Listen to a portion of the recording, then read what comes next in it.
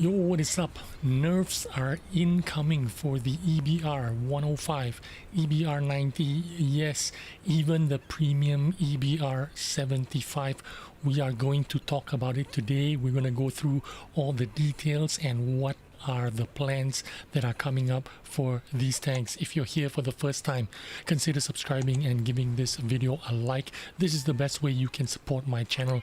Also, leave a comment in the comments section below so that Wargaming can discover them and take your comments into account when they are making these changes.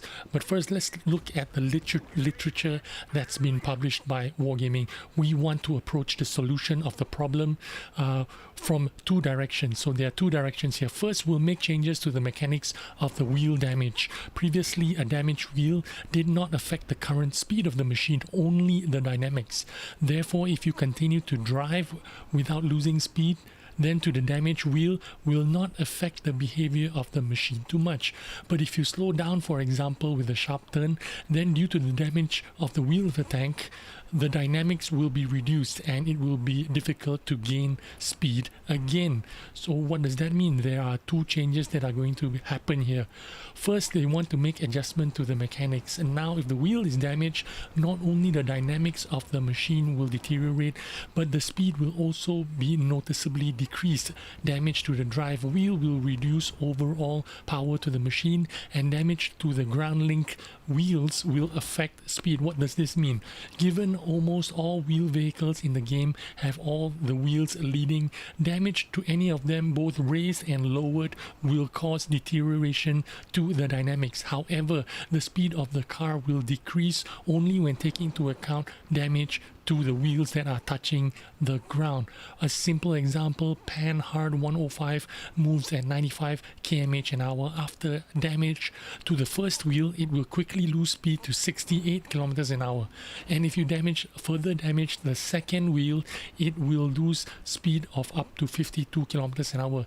You are talking about 26% to 41% speed reduction in the Panhard 105. If you damage one wheel, 26% loss of speed. If you damage two wheels, 41% loss of speed. What are we talking about here? Two mechanics that are going to change. If you hit any of the wheels, you are going to lose this turning, the ability to turn sharp, ability to pick up speed. But if you shoot the wheels that are touching the ground, so if you're on rapid speed, if you shoot the front wheel or the back wheel, you are going to noticeably lose speed.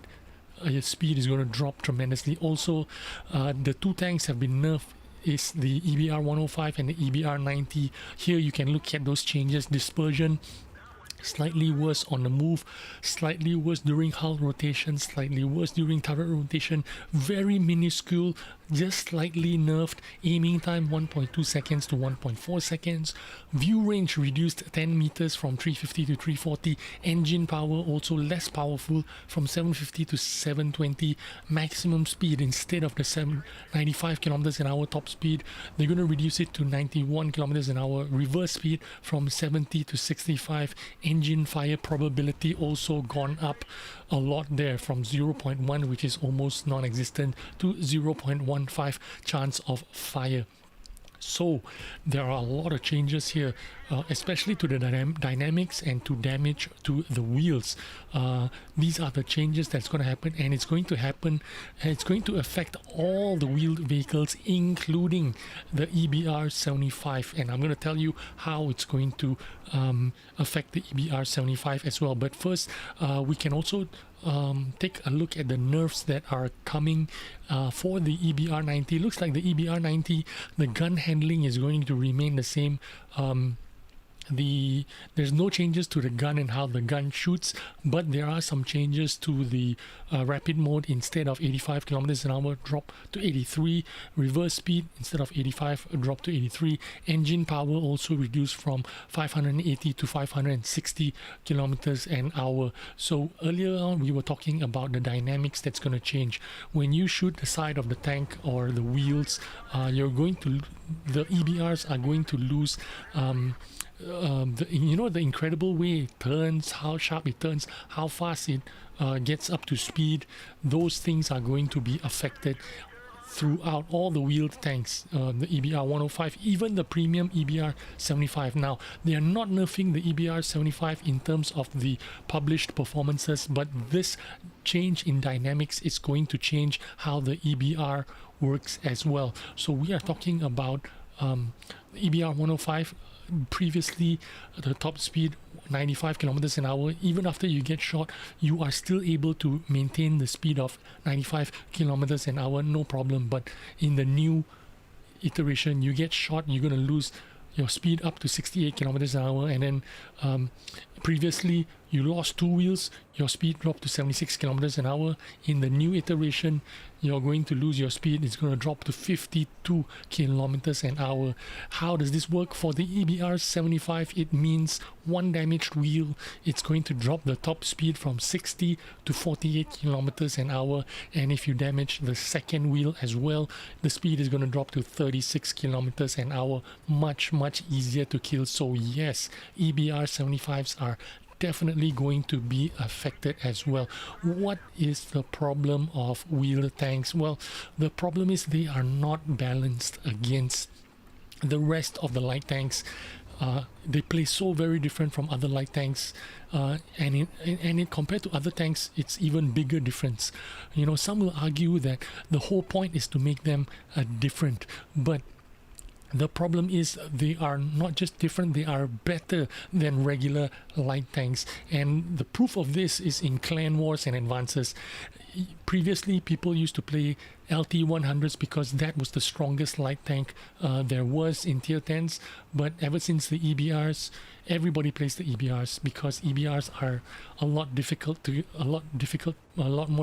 hit, a lot more difficult to kill. They have amazing wheels for armor. They bounce armor all the while, they eat up all the shells, all the damage, and they can continue driving and continue to harass. Now, they are perceived to be OP because the good players do well with them in random battles. General population, they suck at this tank because they don't play it a lot, they don't play it enough, but the good players do very well. The gap is just very wide in terms of good players playing it and casual players playing it, creating an amazing imbalance. EBRs benefit the good players and experienced players, and even if you're not a very good player but you play this game a lot, it's going to benefit you. They are just completely bad for casual players. Why? Because they are hard to hit. If you're not experienced, if you play 5-10 games a day, you're not going to be very experienced shooting at EBR 105s going at top speed. And if you're driving them, it's even more difficult to control. And you know, for casual players who play 5 games a day, 10 games a day, they're just not going to do well in this tank. They're not going to have a good experience, and they just don't got the time to invest, you know, into learning the EBR, getting good at it, or playing against it. If they log in and have a poor experience fighting against the EBR, what are the chances of them continuing to play? I mean, this is just bad for casual players. It drives them away. Scenario 1. You know, in a poor matchmaking, one team has a Manticore, enemy team has an EBR. Who has the advantage? Of course, the EBR. Now, this could be easily fixed by, you know, forcing them to match EBRs one-on-one. But Wargaming does not do this. In scenario 2, a bad player in an EBR versus a good player on the enemy team with an EBR. The team with a good player is going to have a significant advantage. In the same scenario, if both players have a WZ1321, for example, a bad player with a 1321 and a good player in the 1321 on the enemy team, the good player will still have an advantage, but his advantage would be limited to what the 1321 can do. Even if the bad player in the WZ gets killed, the enemy with the enemy in the WZ1321, which is a good player, isn't going to have like a significant advantage that is, you know, so difficult for our team to kill him. You know, It's very simple. You look at all the current YouTube videos on light tanks. Nobody makes videos on WZ1321s or any other light tank for that matter. If you look at all the current videos, they're all about EBRs, right? What is the solution here? I'm offering you a solution that's even better. Instead of doing these nerfs and changing the dynamics, what about just making these EBRs with the similar parameter as regular light tanks? Reduce the top speed of the EBR 105 from 95 kilometers an hour to 75 or 80 kilometers an hour, just like regular light tanks, or slightly faster than the fastest light tank. I think that is the best way. All the parameters same, they should work the same. The only difference between regular light tanks and wheeled light tanks should be the wheel physics, so that anybody who wants to learn how to play the EBR just needs to learn how to drive. The physics work differently, of course. They don't turn on the spot. You need to go forward or go in reverse in order to turn the EBRs. That's the only thing you should need to learn in wheeled tanks. You don't have to make it like you need to have a PhD to drive an EBR. Make it possible for casual players, for players who are just having fun. Make it possible for them to perform a little bit better by making them similar to regular light tanks.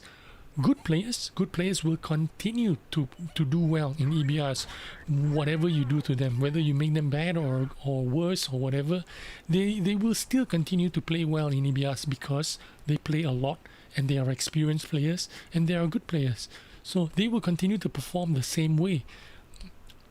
But if you made EBRs like perform just like any other light tank with the same gun performance, same camo rating, same view range, around the same speed, then the gap of this imbalance between the experienced players and non-experienced players in EBRs, they will narrow that gap, meaning that the good player or the experienced player or the player that plays a lot of EBRs, they don't have a big advantage over the player or the enemy team that has a bad EBR player. You know what I'm saying? I mean, even bad EBR players, when they're driving an EBR, they can just YOLO in and they will do a lot of damage because they are spotting all the enemy positions and all the enemies that are out in the open.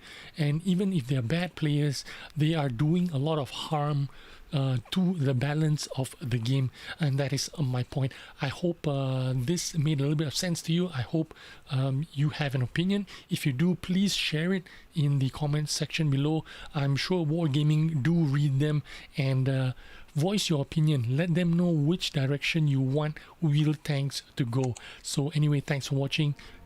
Please give this video a like, and I will see you on the next one. Bye bye.